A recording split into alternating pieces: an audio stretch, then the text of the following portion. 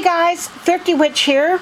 I'm going to be doing a video today for a gentleman for a video response. His name is Jason, and Jason was asking me some questions about tarot cards, and I was actually going to share the zodiacs that are connected to 12 of the major arcana.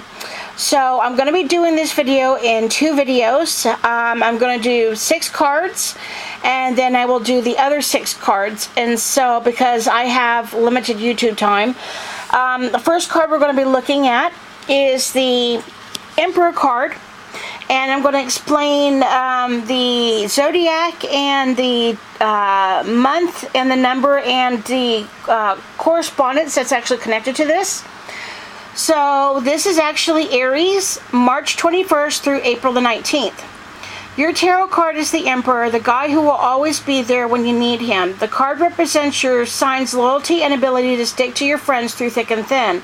Like the loyal figure in the card, you see the authority and analytical powers to help others to achieve their goals. So this is actually talking about you're the one that's the true blue friend that, no matter whether they're poor, whether they're rich, you will stick through them thick and thin, and you'll actually help them with their goals, with their dreams, whatever they're looking to do, you'll actually be there to support them no matter what.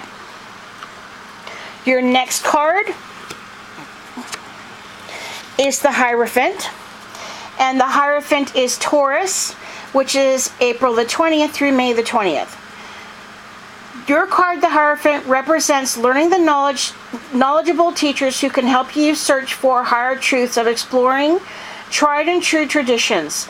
Sifting through the superficial, these learned souls can lead you into the heart of the matter, where profound insight reveals important life lessons. So this person, the Hierophant, is a spiritual type person. They're the ones that you go to for seeking out information about, spiritual needs and spiritual guidance, whether they're mentors, teachers.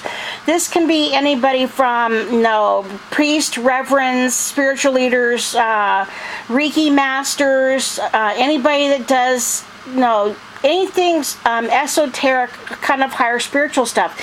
And I've actually found through doing tarot card readings with people that are spiritually looking for things, this card constantly comes up when they're either, 1, looking for something more spiritually in their lives, or 2, they've actually hit a spiritual plateau, and what they've learned through Christianity or whatever they've learned as they were taught through their religious aspects when they were younger don't match up to what they've learned about what's going on in the real world now, and they start questioning themselves and questioning what they've been taught.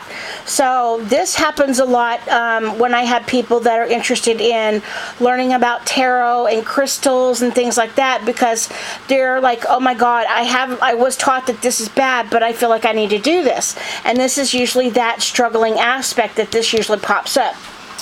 Your next card is the Lovers, and this card is actually connected to I gotta scroll up just a little bit here. Okay, there we go.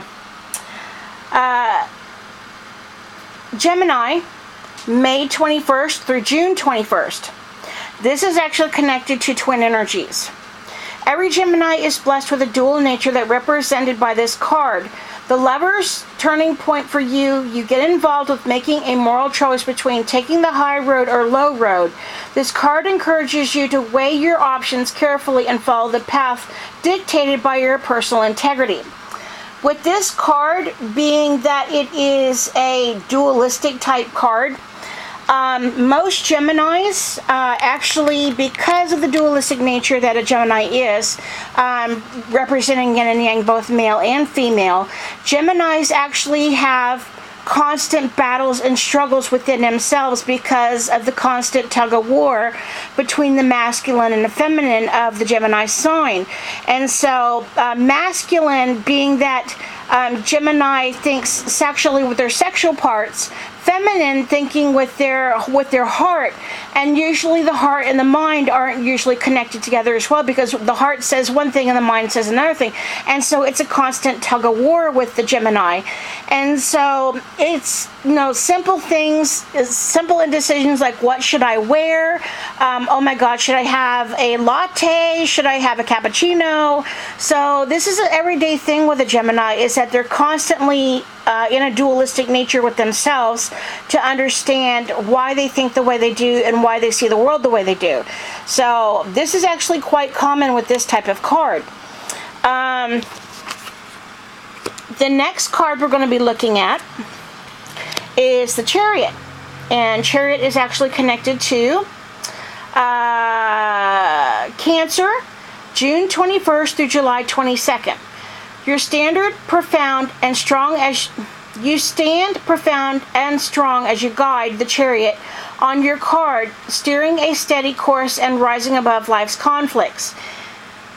Even though Cancer seeks security, you also love the freedom to open road where you can use your own intuitions to win the race.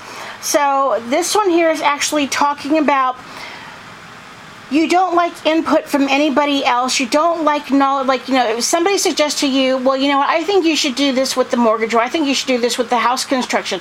You don't like input from other people. You are your own person. You like doing things your own way. And so with this card, it's like, I guess in a nutshell, you could say you're one of those types of people where, I've got a new car, I own the road, the road belongs to me, you get the hell out of my way.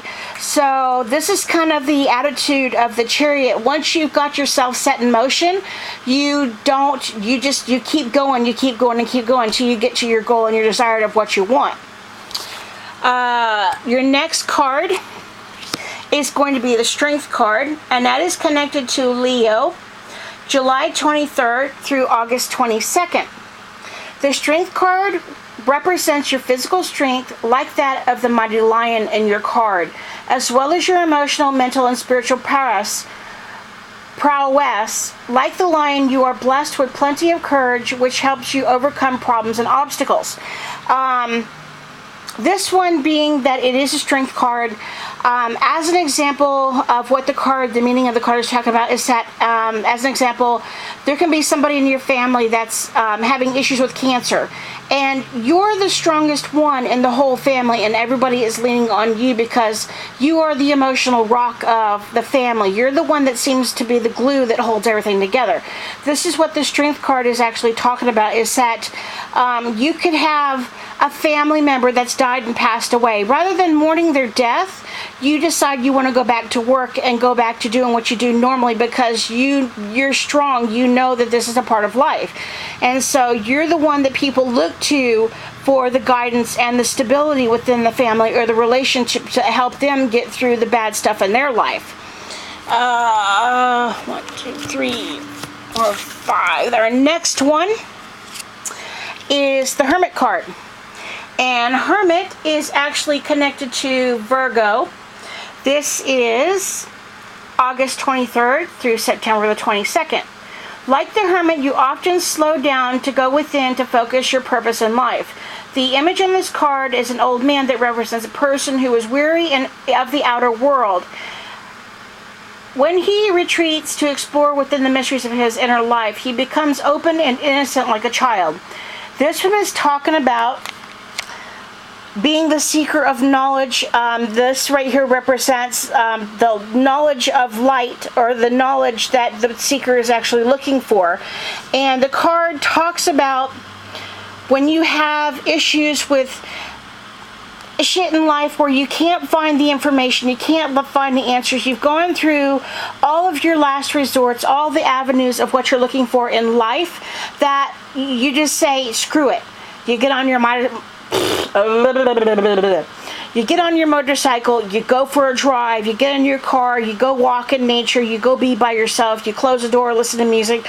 You go within yourself to find the information and the knowledge that you're looking for about something in life that you can't find the answers to from a normal standpoint. And so these are the types of people that like to be alone and not bothered for quite a while before they come back into the real world. So they kind of go into an inner journey of themselves and mow over the things that they've dreamed that they were going to do, what they saw themselves as what they were going to do when they grew up, their careers, things like that. And they go back in and they kind of reevaluate themselves and reevaluate the life as to what they're looking for. So this is actually going to conclude part 1 of the tarot cards, and I will be back in just a second.